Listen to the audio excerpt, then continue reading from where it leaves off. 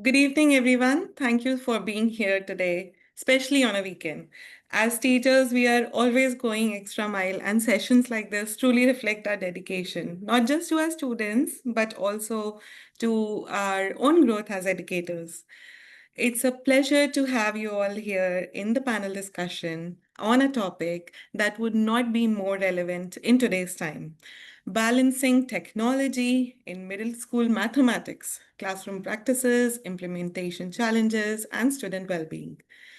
As educators, we are constantly finding ourselves balancing innovation and the traditional type of teaching, basically our intention, making sure that technology does not replace good teaching but rather enhances it. Today we will explore how digital tools can support our learning, where challenges lie, and how can we maintain that crucial balance with our students' well-being. Let me take a moment to introduce our wonderful panelists. We have Miss Sanya, who is the head of maths, and she is known for leading innovative approaches in maths classroom. Miss Sanya, would you like to tell something about yourselves to our audience? Hi, good morning. Good afternoon, everyone. I'm Sanya Mittal, and I'm the head of mathematics department. I'm the head from last 4 to 5 years in UAE. And being honest, I would just like to specify a point over here. I said head of mathematics department. Why mathematics? As Ms. Sane just said, incorporating technology in different subjects, it still give us a broader picture. But when it comes to math, when we are dealing with the numbers and then asking the students to use the technology, and there lies the biggest challenge. But as a mathematics head, I would say for me, the passion is to deal with numbers. And of course, we have the pros and the cons, which we'll be discussing in today's session going forward. And this is all about me. Thank you. Thank you so much, Miss Sanya. We also have Miss Samar Ahmad, who is the school counselor and who helps us see the emotional and the behavioral side of students' learning experience. Miss Samar, mic is all yours, and our teachers want to know a little bit about you. Thank you so much for the lovely introduction. I would like to mention that, as being a school counselor and being someone whose majors has been psychology, within my school areas as well, when I was working with the school, also when I was studying, I had a very curious outlook or a perspective to know what and how people actually think when it comes to maths, when it comes to behaviors, when it comes to daily life routines. I really wanted to know how the mind works. So this actually pushed me into becoming who I am today, and with that I'm actually helping not just myself but my fellow parents, teachers and students into becoming who they are, and actually helping them out with managing their behavior, with managing their well-being, with managing things around them. So it's more like, I would say, a helping hand from my end, that I'm doing to everyone. And I think that's one of the things which makes me feel happy, I would say. That we have Thank you. all seen, Miss Samar. Thank you. Coming to Mr. Elmer, I would like to tell you he is the head of design and technology, and he's known for being creative and bringing the hands-on learning experience to life through his technology integration. Mr. Elmer, can you please introduce yourselves to our learners today? All right, good day everyone.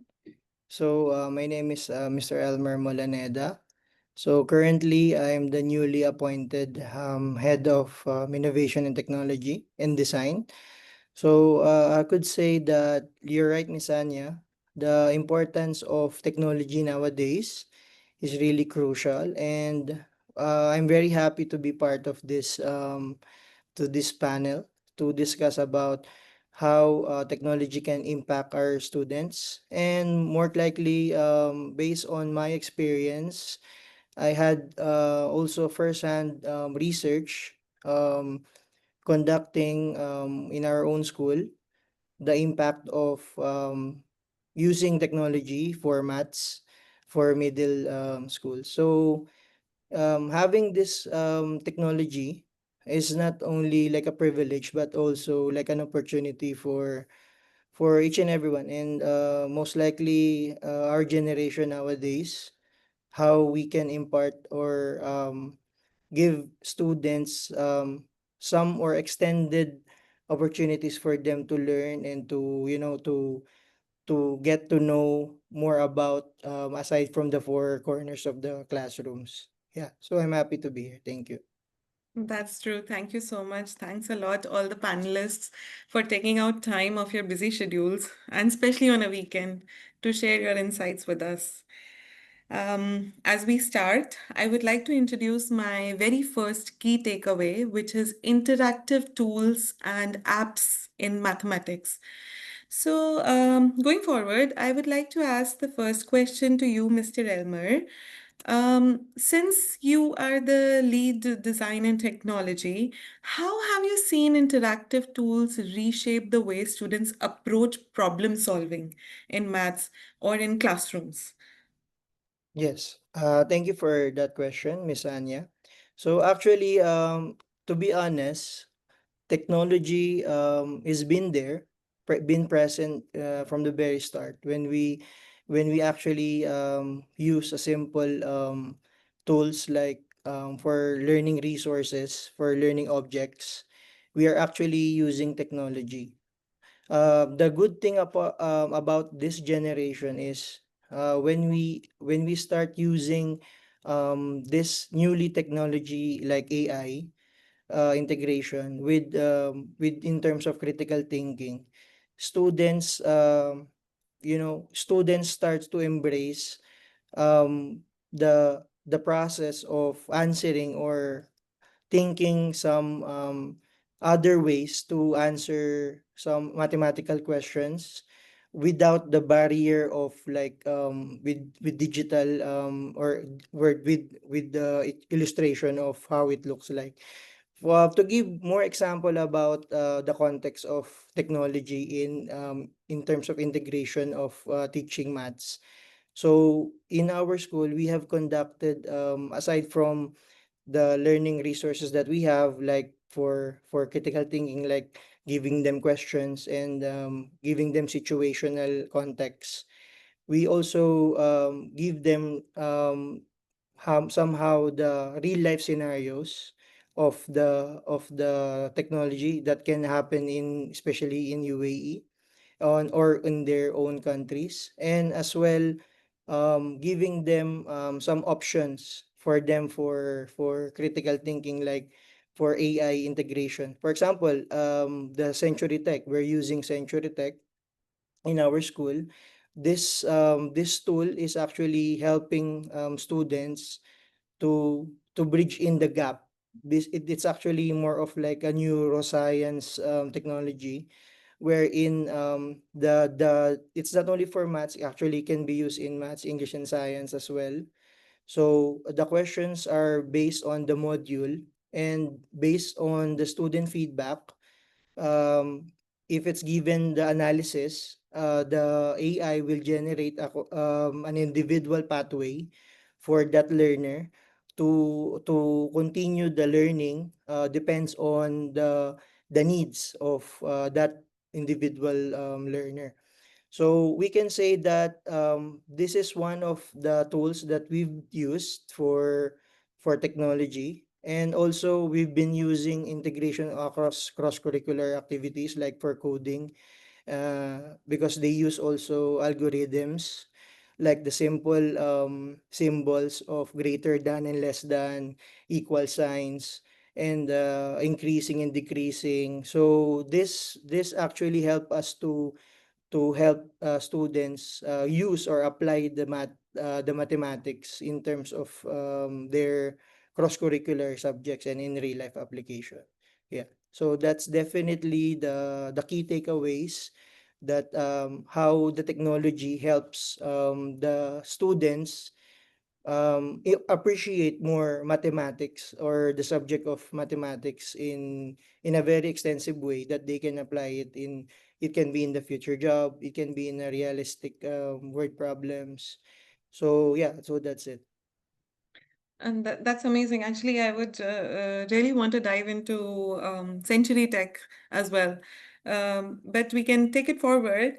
And before that, can I ask Miss Sanya, from your experience as a maths HOD, what are some apps or digital tools that you have used which must have made maths really, engaging and accessible to your students?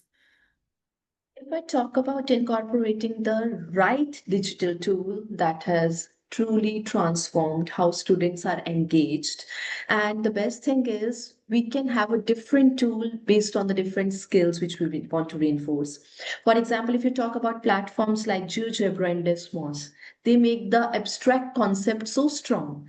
For example, if a student is learning about graphs, transformation, geometry, they get such a visual and interactive tool as in to learn that, and it allows students to explore the patterns, which is dynamic relationships. And when as a maths teacher I want the students to have the skill reinforcement, I have the tools like Kahoot, quizzes, blue kit. They add fun, and based on that they have that competitive element, which I feel even the reluctant student of the class participates in that. It emphasizes or motivates the student who is not even who is reluctant in the class, because it has that competitive element.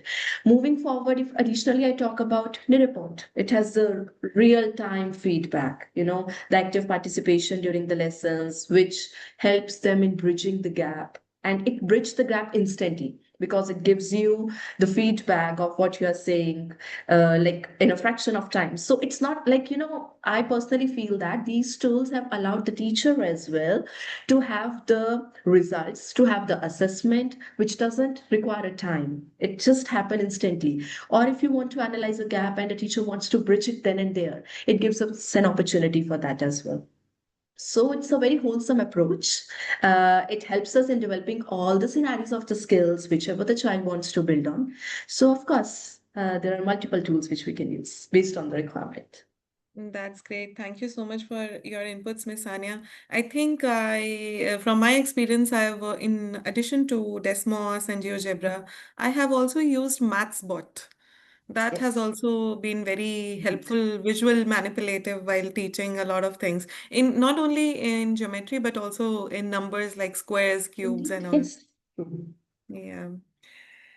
Okay, so Miss Summer, now tell me from a counselor's perspective, okay, what kind of impact do you think these platforms have on students' motivation and confidence, especially the ones who might find maths a little bit intimidating? Okay, so coming from a counselor's perspective, I've seen students who don't really like maths and have this fear of actually attempting questions. Let be the smallest ones as well. It starts very young, the fear from math starts very young. So I've seen that these kind of applications actually help them to have that shift that I can do this rather than I would not try. Since it's all virtual and colorful, what they do is that they try to attempt things, and then I see them having a shift in their mindset when it comes to maths, from not liking maths to actually attempting. And when they learn and see how to manipulate numbers and how to actually add on to things and then getting the right answers, sometimes it actually gives them a lot of motivation. So, as per me, what I have seen over the past 7 or 8 years being in the field of psychology, what I have seen with the kids is that they have learned how to actually accept maths, but yes, not the standard paper and the whiteboard kind of a style. But then when it comes to applications and something that is a little more gamified, actually helps them feel more resilient, a bit more strong, and they actually have this outlook that they can do maths. Like when it comes to some students, when they're little, they kind of have a feeling, oh, okay, I cannot attempt maths as much, so maybe I am dumb. This is the kind of a language that a child might use. when it comes to their normal daily life. But then when they're doing this on a gamified application and they get to see their answers coming or popping up on the screen right on the spot, then they feel like, oh, okay, I knew this all of the time. So maybe I'm not. Maybe I can attempt and go on with the other things as well. And then eventually, alhamdulillah, they get a pace of it. And I've seen people actually getting stronger and then liking maths, which is a very positive aspect of having a gamified application when it comes to students. Mm-hmm. You were right, I hope. actually. Yeah, of course. In fact, in my class also, I have seen whenever they are on these apps or something, they tell me, "Oh, this is this easy," They're and much I more have to tell, interested. They're yeah, much more I have to tell them, yes, it is. You just have to do it. exactly. Rather than Gradually. the standard paper and the whiteboard style, they're much more interested when it comes to a tab. See, because the Mm, tab is used for much more than just studying. They're using it for mm, entertainment. So when they see gamified applications and stuff like that, they get much more interested than doing it physically when it comes to paper mm, or whiteboard style kind of a setup.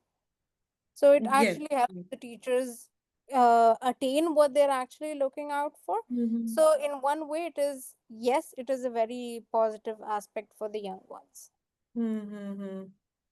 I would just like to, I really love your inputs. However, I'm really curious. I would just like to know if Mr. Elmer can help me with this question.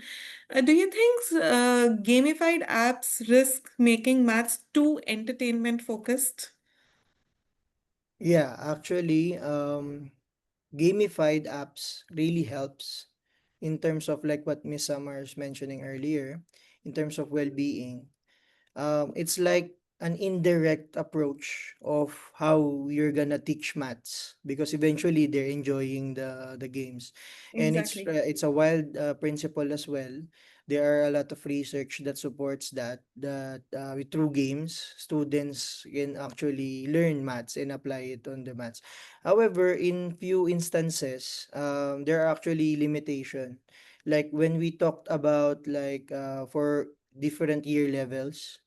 So of course, some different levels are still yet to discover the thing of, for example, the process of applying it on their own tab.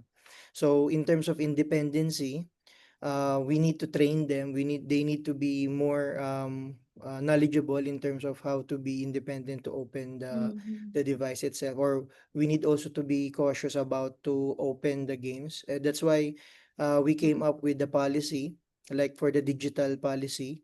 What are the things that is appropriate? What are the games that are actually appropriate for certain age? Mm-hmm. And to apply the games itself, we required the help of the supervision of course the teachers, because in somehow games can also be somehow directive into sometimes um what do you call this, it's gonna be like they're gonna easily get distracted, and then they're gonna not gonna be focusing on the main goal.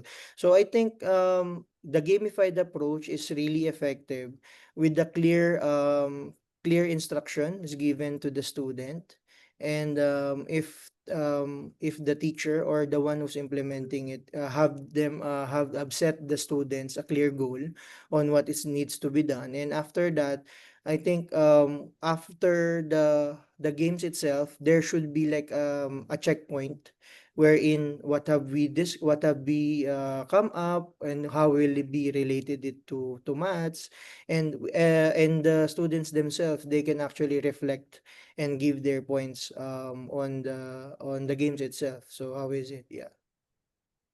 Makes more sense, actually.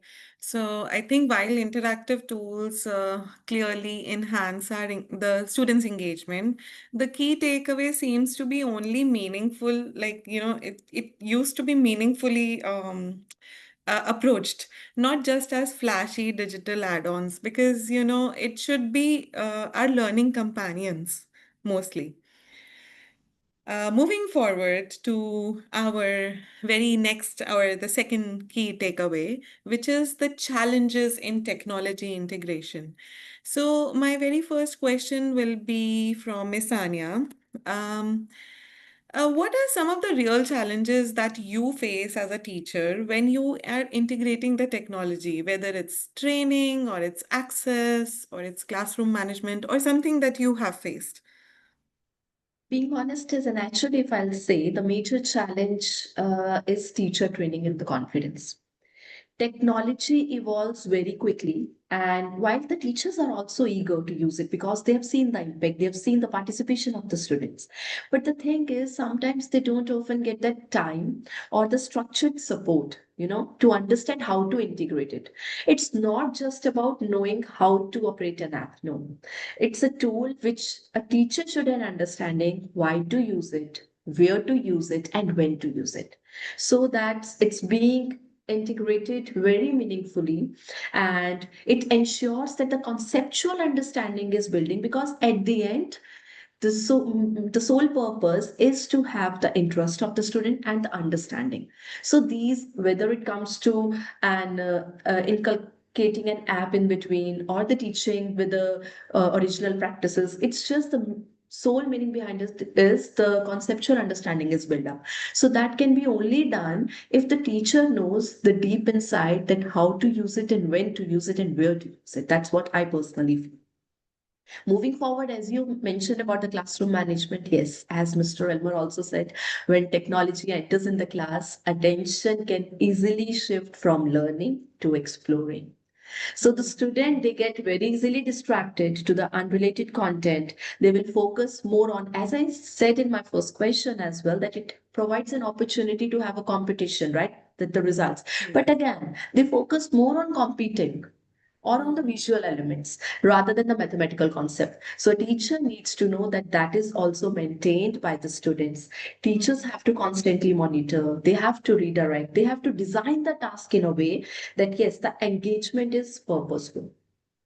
And if we talk sometimes that, of course, that's not a major challenge, but of course, one of the minor challenges also the access. Everyone doesn't have, the classroom access and the equity. Everyone doesn't have the same access, same level of access. So the students, of course, in the schools, in most of the schools, if I talk about UAE, of course, they have very easy access of the internet. It's very common to everyone, but it's not if we talk about worldwide. So someone struggles to keep that access and they are lag behind. So that is one of the concern. And finally, if I will conclude, the technical reliability, because we know that when the entire campus uses that technology, the technical glitches we face, that can pose a very serious challenge, from the connectivity issues to the software glitches. It can go to a number of ways. So these disruption, what happened? A teacher has planned the lesson based on that. So these disruption break the rhythm, while they are executing their lesson plan. A well-planned lesson, sometimes it just the rhythm got break. It leads to sometimes, both the teacher and the students are not able to conclude how is it going on. So of course there should be ensured by the school as well that that digital technology is being invested on very well, and it's a smooth flowing going on for the teachers as well as the students. So I think in short, this integrating technology into the teaching is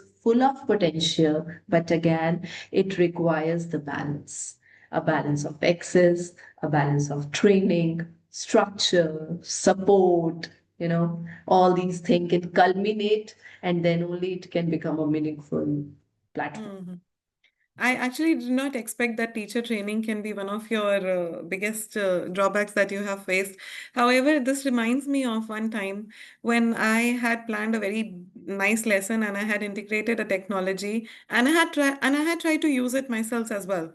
However, when the students were using it, they could not use it, and some or the other thing kept happening, and I could not in that moment fully help them as I could have if I would have used something else or maybe just like, taught them. So I think sometimes teacher training and training your own selves while you're using that technology is really, really important. That's a very good point. Thank you, Miss Sania. Moving forward, Mr. Elmer, since you work really closely with tech in schools, how do you think schools can practically bridge the gap between the readiness of the students and actual implementation there? Yeah, that's right, Miss Anya. Actually, first of all, the readiness for a school to implement this kind of technology applied in their classrooms somehow goes back to the policy. So, of course, the school needs to have a strong foundation framework that allows us, the school, to give the guidelines on how we'll be using this technology, and strengthening the framework and policy, which can be translated to our dear parents, the stakeholders as well, to like what the other panelists mentioned also, the teachers and the students and the parents. So if we deliberately make this strong connection with the parents, that this is our policy, this is our framework, that we're gonna apply. For example, bring your own device. For example, they're gonna use their own devices for their learning. So we Mm, could make it as a policy and ask them that in these certain days they'll be using their devices, and then they could bring up their devices. For in terms of other schools, I'm speaking for the other schools as well. Probably they have their own technologies, okay, that their school is actually affiliated with. So it is actually best that these devices are prepared, because like what you've said, mm, if for example, how can the student access the digital things if they don't have the devices? So of course true. the devices is very important. So we need to secure, and we need to implement, and to remind our parents to go back to the policy, and then make sure that they have their own devices. So for implementation, this goes with the process inside the school. So there will be thorough updates. There are gonna be thorough surveys. How many students are bringing their devices in the first term, and then after that, how many brought their devices at the end of the term. So there will be a comparison how it's been implementing for the devices. So with that, it acts like check plan process. So it's a continuous effort. It's a continuous plan that we need Mhm, to monitor and check, so that the readiness and implementation of technology is actually mhm, effective. So mhm, with my other panelists, I do agree with them that sometimes there will be some things bringing up while you're using the devices. So that's why we are always, as a teacher, we always be ready as for a contingency plan. So there will be a contingency plan. Maybe we need to prepare for plan B. So yeah, yeah. so technology is always like present, and it's really effective. Yeah, like what Mm, they said. But as a teacher, or we're implementing as an educator, we also need to you need think of a contingency plan on how we're gonna move on to our mm, from the learning, because at the end of the day, it's for the students, learning. Yeah. that is true.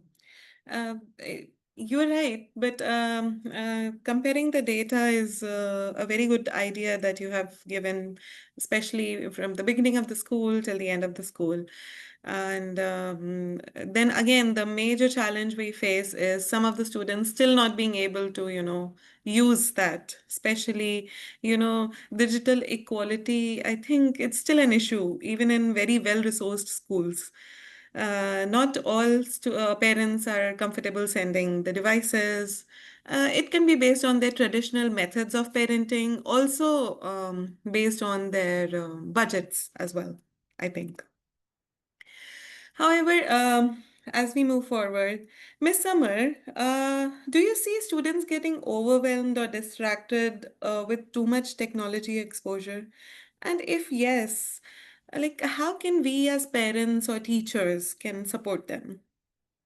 Well, yes, it is a very serious concern when it comes to actually losing focus or actually losing track of what they were doing. For if I speak in terms of students who actually, are going through a lot of anxiety and confusion, tend to lose track of what they were doing. So they might see like technology as a way of escaping whatever is going on inside the class.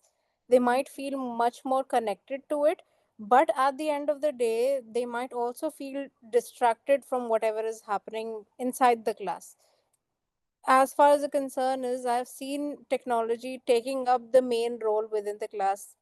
Students get so involved in their tablets and in their their laptops that even if there is some sort of a important information that is being said or that is being conveyed inside the class, they tend to miss it out. So, as far as the concern is about technology having them distracted, yes, it does, because they are not very truly connected also sometimes to what they're doing on the tablet. So once something comes up, they're like, okay, fine, this wasn't right, fine, okay, let's just swipe up to the next one.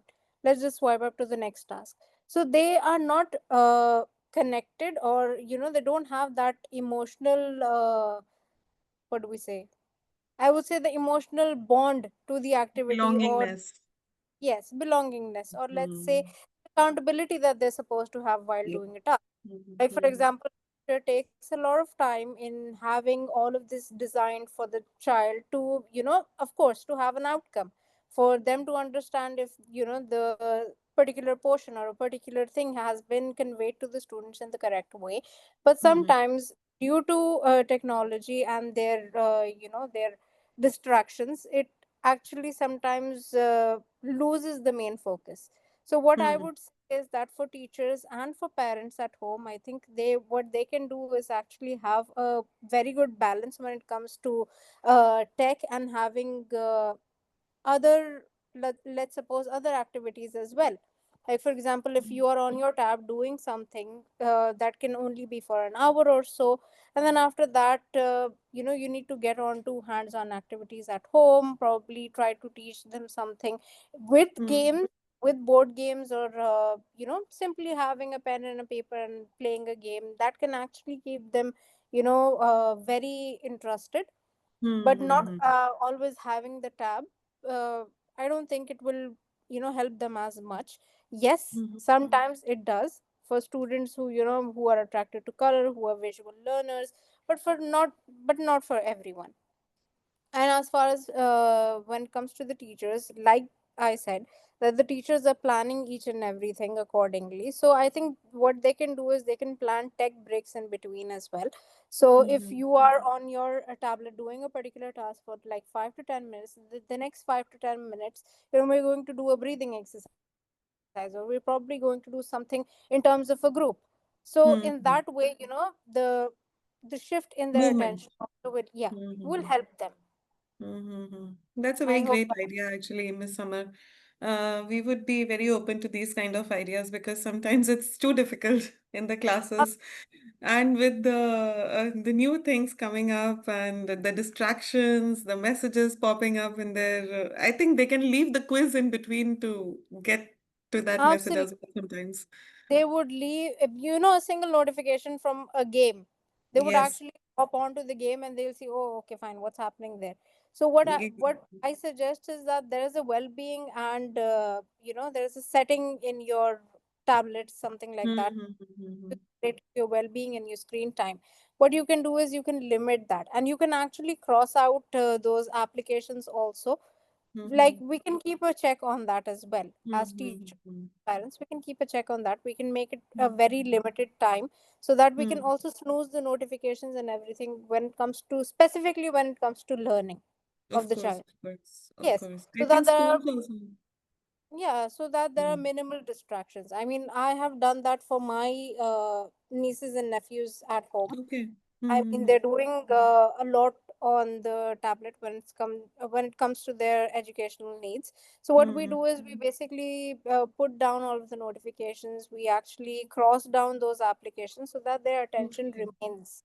it becomes very child friendly, basically. Mm, So that. in that way, it helps them.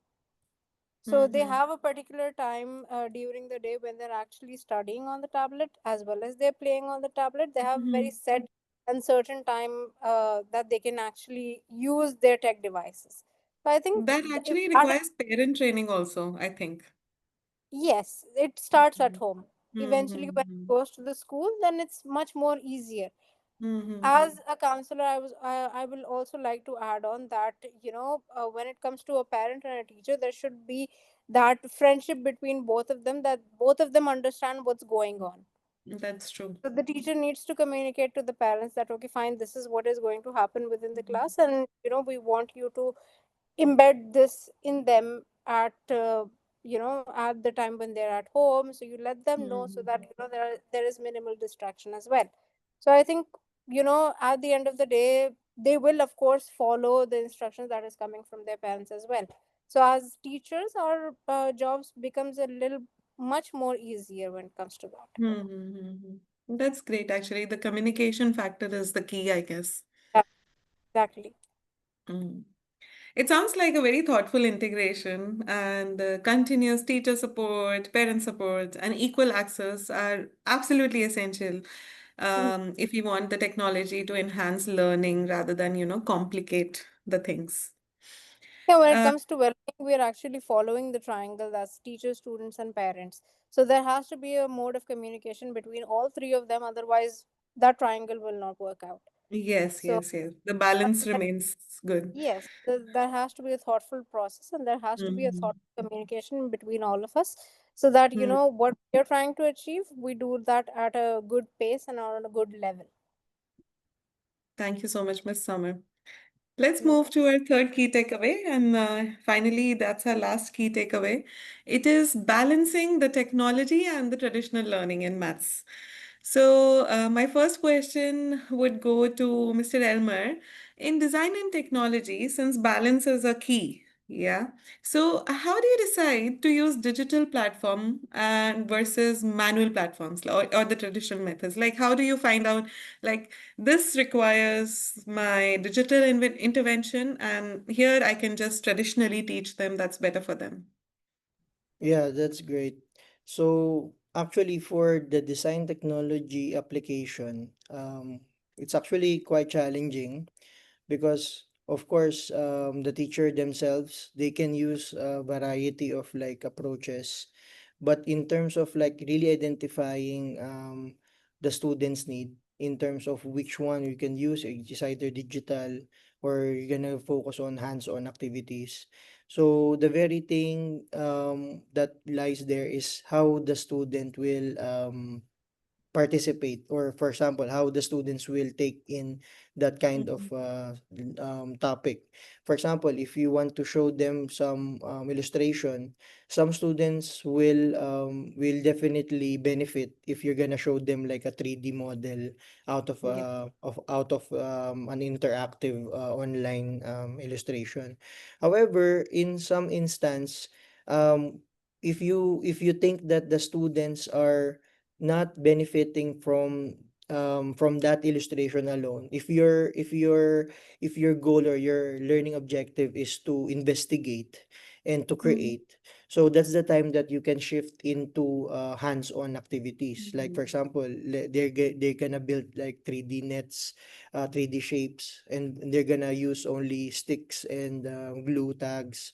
From that activity you will see that they're not only identifying the dimension or the properties of a 3D shape, but however, they will also experience themselves, which increases their learning on how to build 3D shapes and how nets of 3D shapes are being made. So the thing there, the very important key there that we need to identify is like on how we will use our technology in terms of enhancing or supporting our Mhm. learners in terms of what they need. Maybe they're more of like a visual, like what I said. Some students, they're more of like learning by some if you're reading them the questions for the word problems. Mhm. But for some students, they are more benefiting in terms of hands-on activities. So in that way, it stimulates students' curiosity as well, and they were able to to experience the learning by themselves. And Mhm. in short ways, we can use either the digital technologies or the technologies that we have right now, and also shifting it to hands-on activities to explain more about the concept and investigation. So yeah.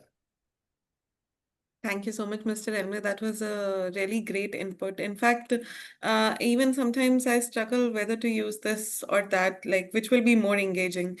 But of course, I know sometimes it depends on the personal learning styles of the students as well. So we can't do much about that sometimes. And we can actually.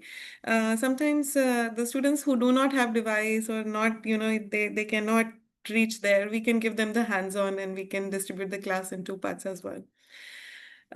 Miss Anya, as a maths educator, how do you maintain a healthy balance between the hands-on practice, mental maths, and digital activities? Hey, wow, I love this question because it's incorporating all the elements which we have in mathematics.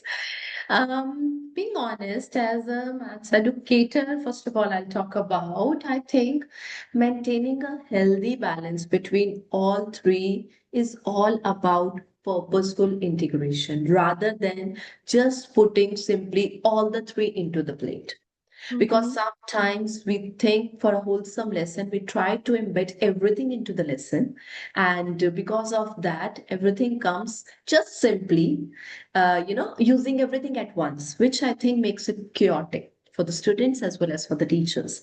For example, if I talk about hands-on practice, that remains foundational. We use manipulatives, real-time objects, as Mr. Elmer also mentioned, some physical activities. So that helps the students to know the concept, the abstract concept. For example, when they're dealing with the geometry, so that can be easily explained through the building shapes. While fraction, they need some tangible object, for the visualization. So there that plays a role. When it comes to, like you mentioned, the mental maths. Now, mental maths, we know that it strengthens the confidence of a child. So if I talk about my lesson, I dedicate regular time for a quick, engaging exercise, that challenge students to calculate mentally, or they can estimate, or they can reason logically. If specifically I talk about the British curriculum, we have segregated our papers also into three parts: mental maths, calculator, and non-calculator.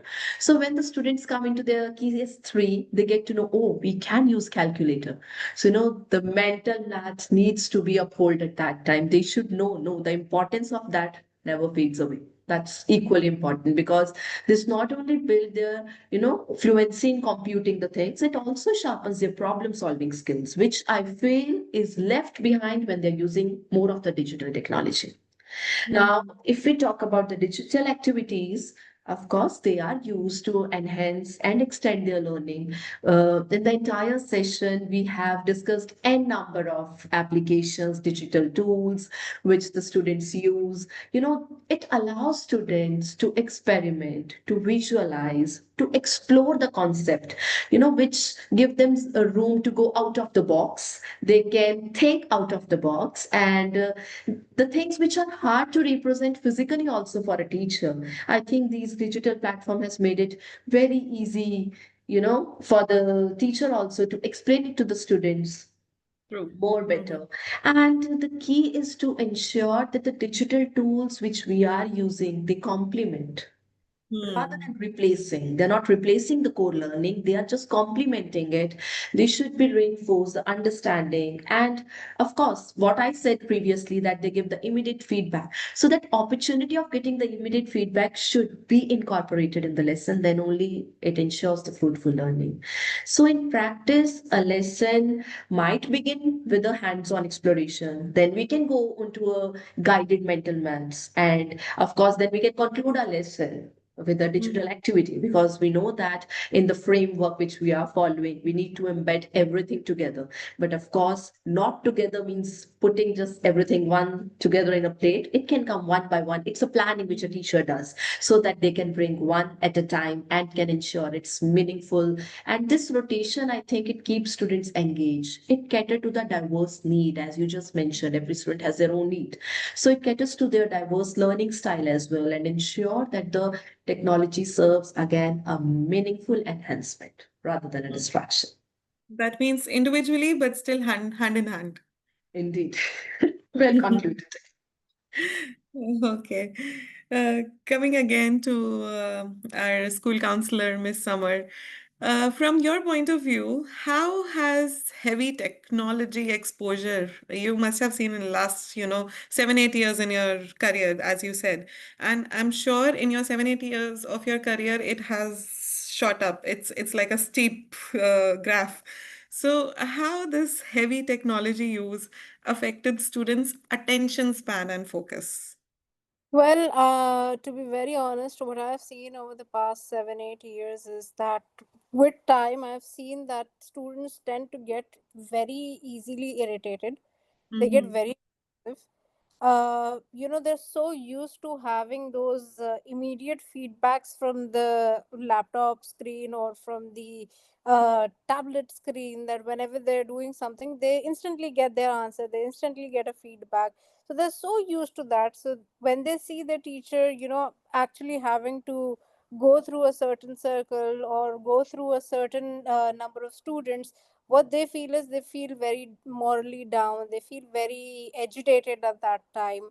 It also behaviorally affects them later on. I've seen students telling me that my teacher did not give me a very good feedback at that given time, but when I'm doing it on online or something like that, I get a very good feedback saying that I did really well, so and so on.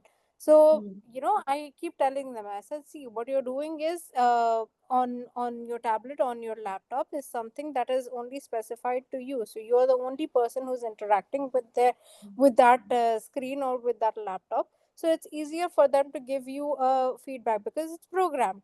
When it comes to your teacher, she's actually Mm-hmm. dealing with 30 students inside the class, so she'll take a bit of time to actually get back to you. So she has Mm-hmm. to cater to each and every one. So you rather wait for your turn. Speaking Yeah. about turns, what I've seen is that during times like this, also when they know a specific answer, it also brings that urge in them, that they cannot wait for their turn to actually blurt out the answer, or just to say that, okay, fine, I know the answer and I want you to listen to me. So they True. actually demand that kind of an instant attention from the teacher as well.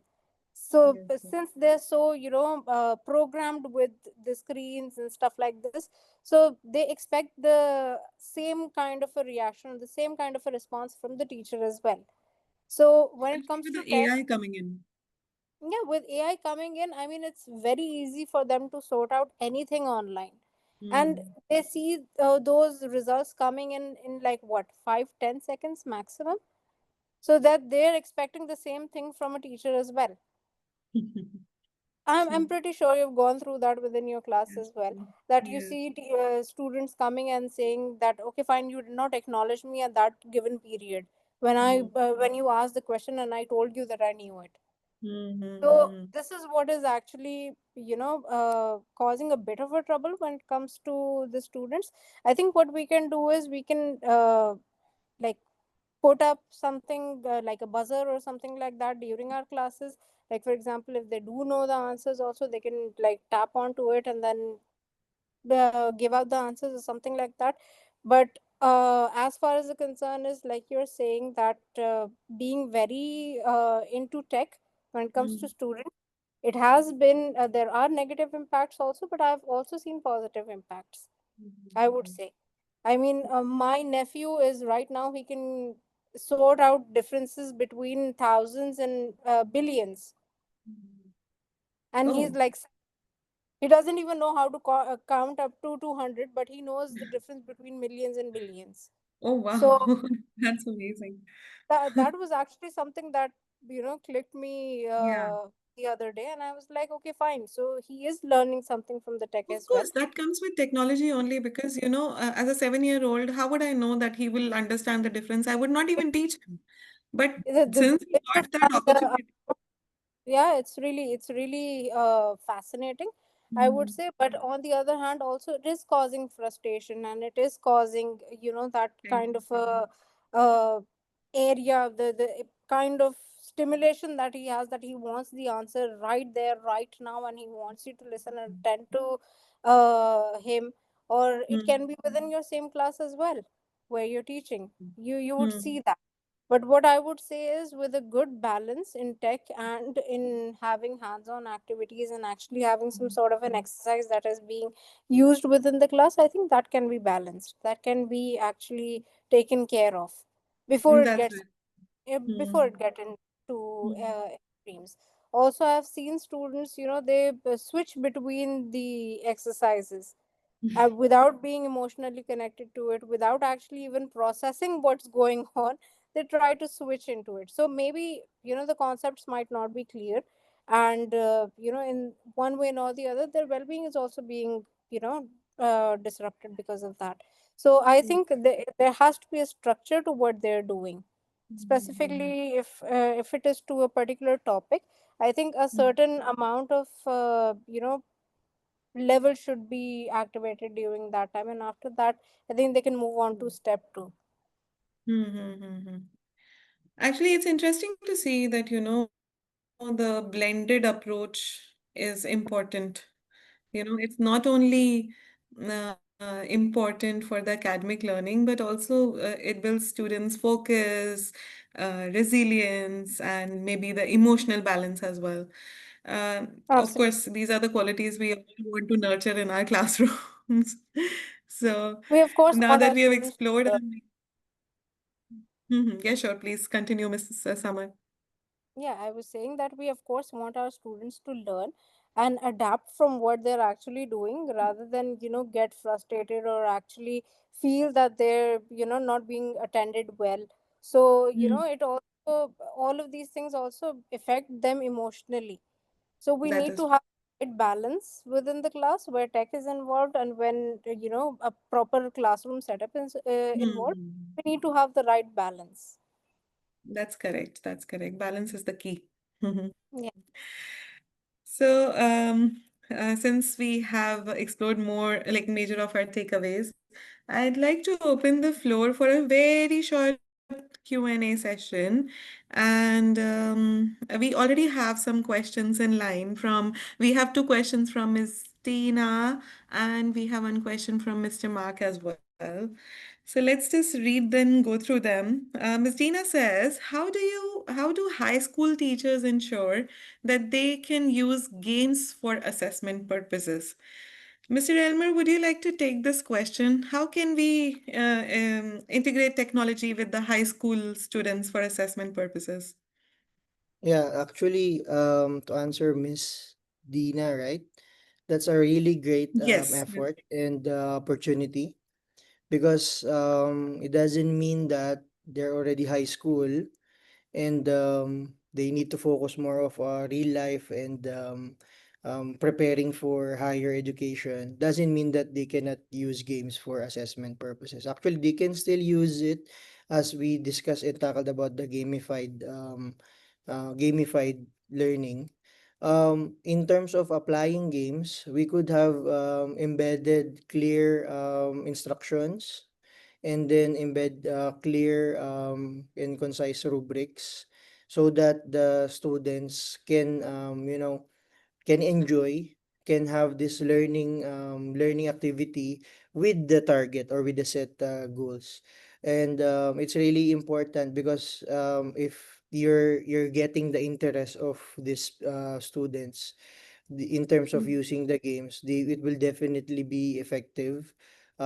We just need to make sure that our objectives is clear in the beginning, and having a clear rubrics will definitely give them the points on what are the clear tasks to be done, and it will not go furthermore to other exploration like what Miss Anya saying earlier, because it can be more about that, and it also enhance more about in terms of collaboration. If for example, if you're gonna be working on with groups, if we put them embedded it with the rubrics, it's clear to say that they're not only practicing or applying their maths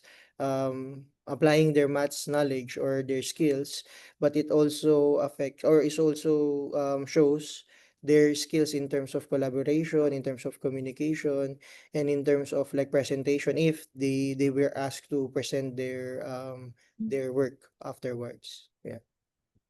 Yeah. I hope Mr. Elmer could, answer Ms. Tina's question. I think that is very insightful, and you can take some points from there. Rubrics is the key, actually. Going forward, Mr. Mark says, what types of programs would you encourage to limit device time during teaching it? Miss Summer, I think you are the best person to answer this. Well, as you know, we have practiced a lot of these things in the school as well. We had a big, number block sort of a thing within the school where, students used to come in and, jump and do additions and subtractions and multiplications, and also, using your field. If it's about teaching measurements or anything at all, you can take them to the field with measuring tape, and then they can do that. I mean, using your surroundings can actually help them. Also, having some sort of a breathing exercise or having some tech time off day. You can just design your classes in a particular way where tech is not involved. So with that, I think they'll be able to do much more better. They'll not be Mm-hmm. very much clinged on to their tablets and their laptops or their devices. But I think using some sort of a Their traditional energy. method when it comes to teaching as well can help them, out, like, come out of this. Yeah. To add on to it, I think even I have seen if you don't use their devices, you need to use their energy. That's about it. Because when we use their energy, that's what. Yes, Mr. Elmer, you have something to add on to. Yeah, definitely. Thank you, Miss Amar. That's true. And also to add on to that, in since it talks about digital well-being as well, um in the school they can actually create like a system or a program wherein the students are aware of like what we discussed earlier, the do's Mm-hmm. and don'ts, the why and when. These are very crucial, and this is very important because for them to identify when to use the device and why they need to use the device. For example, having a program for digital well-being, applying it, Mm. and then telling them what are the advantages, what are the disadvantages of having technology, and when they can use it. Having or establishing those things maybe as early as year one or a little more, they can they can have the awareness. They can build their awareness on how things might been used properly, and not to the extent that they're gonna explore. Of course, at home they can have their time. That's why when we talk to our even to our parents, we have discussed that during the digital citizenship, and then some parents have difficulty dealing with students using devices even extend until midnight. So some of the parents suggest that they might they might remove the Wi-Fi during the certain time of the day of the night. It could be helpful as well if parents can also support with this, because most of our students, parents are applying it at home and in school. It's also important to continue the program or the practice. So it's a hand in hand communication and implementation. So parents and teachers and leaders can they can actually make this more effective. And the benefit of that for the students is like what Miss Samar said. That's very good, of replacing some of using of devices into more purposeful activities wherein they're gonna connect to real world, they're gonna play with their friends, and they're gonna do some activities that requires them to talk to each other, not without the use of devices. So yeah, those are the programs that we can set. Social communication is a key part of any learning, I believe. We have another question from Ms. Dina. She says, do you still put a lot of emphasis on mental maths and higher grades in UAE? I would like to add on to this, Ms. Dina. I think numeracy skills are really important when it comes to our real life as well. So I think that is one of the reasons we keep the emphasis on the mental maths until they are, getting there. I'm sure like a lot of students to all the maths teachers have always asked, when we have calculators, why do we need to learn multiplication? Why do we need to learn division? They don't. Yeah, because yeah, now they have calculators. They can use that. But still, I believe to some extent, we don't carry our calculators everywhere. We don't calculate everywhere. Even if we do, I still think numeracy skills help us on a different level sometimes. On a level of buying something, purchasing something, and sometimes thinking logically in our, day-to-day decision making. We also In have that, a I would like question to add on from. one more point, Miss Yes, Sanya yes, Arora. I really wanted you to answer this. Thank you. Actually, what I used to say them, for example, if you will see science, especially if we talk about the case three, as the question is specifically based on them. When it comes to science, whichever experiment they conduct, the first stage they go through is predictions. So until or unless their number skills are not strong, now we cannot ask them to predict using the calculators. So until or unless that number skills, number game is not strong, they cannot do that. So I think, we do IDTU. I think that's the real answer to this question, why IDTU is done. When they incorporate different subjects, that's what I answer my student, because we all go through this question on the daily basis, why we need to learn the tables, we have calculator. So I think that interdisciplinary unit which we do, it shows that it's not only for maths, it's embedded everywhere, whichever field they go on. And if you will take from a language which says English to their PE, which is their favorite subject, the science, humanities, everything will come in. And I think numeracy is the key to them. There is a possibility they'll not require geometry in some of the subjects, but numeracy is the one which stands strong. It comes to any of the subjects. So yes, we do focus on that because of that. Thank you so much, Miss Sanya, for clearing that up. Also, Miss Sanya, if you would like to answer this question, Miss Ritu is asking, how can we use technology for kindergarten students?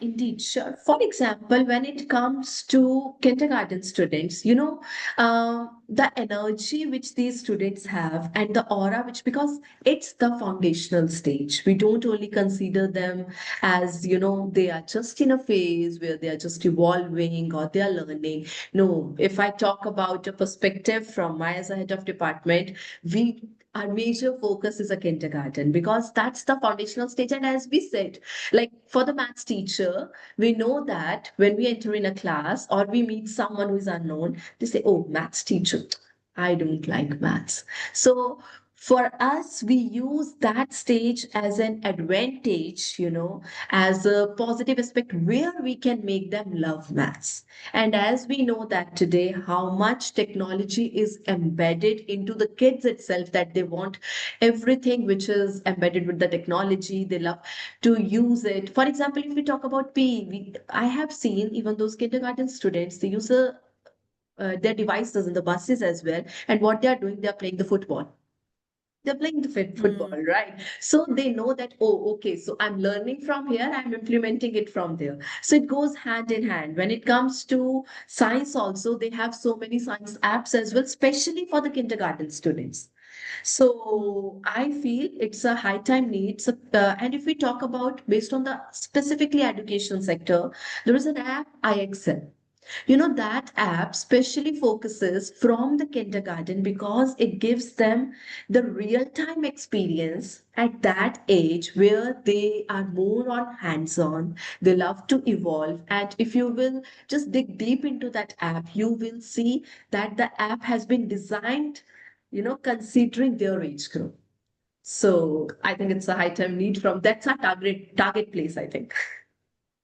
Yeah, so Miss Ritu, I think IXL is something that you can explore according to our Maths HOD.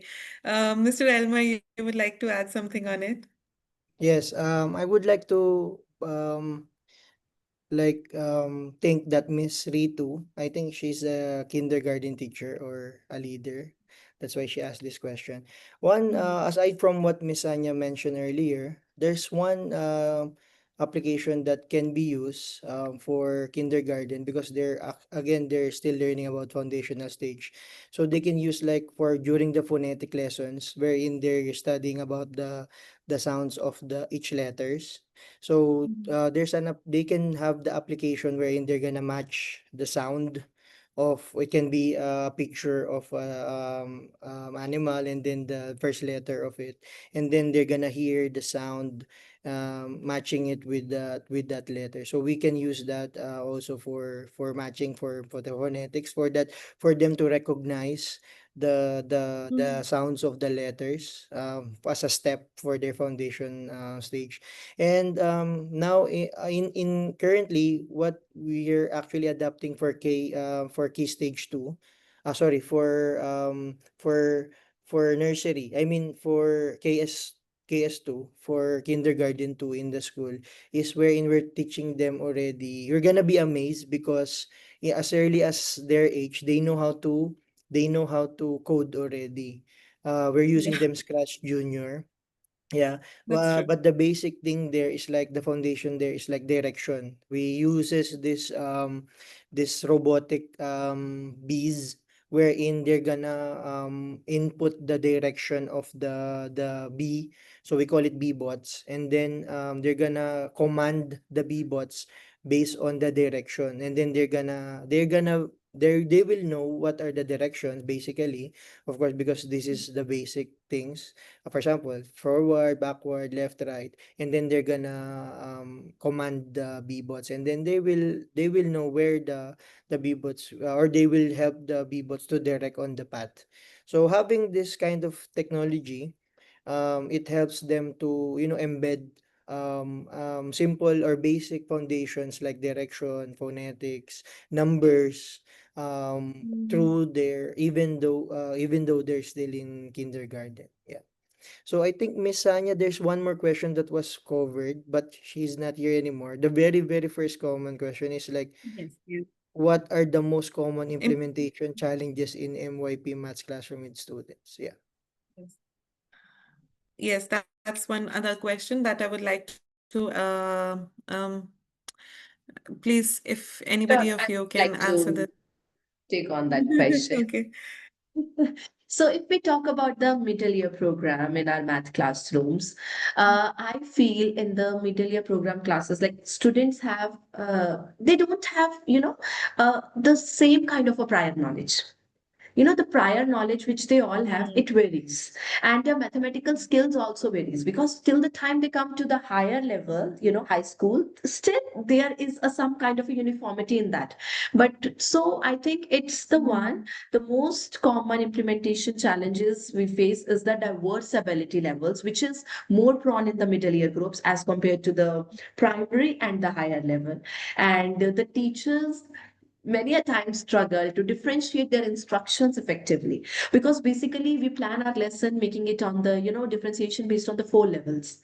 But when it mm, comes to, as I mentioned, that they have the varying prior knowledge, so it's a huge task and a challenge for a teacher to have that cohesive classroom base and do the differentiation. Another thing is, I feel integrating the inquiry based challenge, as we are using this inquiry based learning a lot. It's so much into the pace up now. So I feel that in the middle year program, it emphasizes more on the concept driven inquiry based approaches, because students, what they do, they work on the open ended task, If you will see the maximum Oh, topics of the middle year program, it's working on an open-ended task rather than having the challenges are also open-ended tasks. So of course, Mm. and if we will see, and I think we all have witnessed that also as an HOD, I get to know from my teachers a lot this, that they may resist for reasoning, they may resist for problem solving, they will do it without step-by-step guidance. So that true, shows true. their learning progress. So that is also one of the key constraint, and the time. So of course, teacher often face the pressure to cover the prescribed syllabus while also providing the meaningful exploratory experiences to them, ensuring they are diving deep. And of course, assessment alignment, which we already have discussed in our, the session before, that we have to balance our formative assessment, our summative assessment, and that can be tricky also with the middle years. It still goes in peace. With the primary, we become the leading ones. In higher, they are already trained. So when it comes to middle year program, of course, that becomes tricky. It's not that easy having the rubrics, as we are focusing so much on rubrics. But I know I have seen as an actually that yes, dealing with the criteria based assessment rubrics is not a one way that goes along with the middle year program. Oh, very well approached, Miss Sanya. I hope this question, I'm not sure if the person is still here, but I hope this question gives some insights to everybody. Um, um, okay, thank you so much, wonderful audience, for such thoughtful questions. It's always refreshing to hear perspectives from our fellow educators and learners, and they make our discussions so much more meaningful. So I would like to close this now. Thanks a lot, Miss Anya, Miss Summer, Mr. Elmer, for such an insightful and thought-provoking discussion. It's clear that the balance between technology and traditional learning isn't about choosing one over the other. It's about the blended approach. I mean, blending the best of both worlds, basically, to create a richer experience for our students. And to our audience, thank you for being such an attentive listener. And I hope today's conversation sparks new ideas and very meaningfully, we integrate the technology in our classroom in maths hereafter. Thank you so much, everybody. Have a very great day. Bye bye.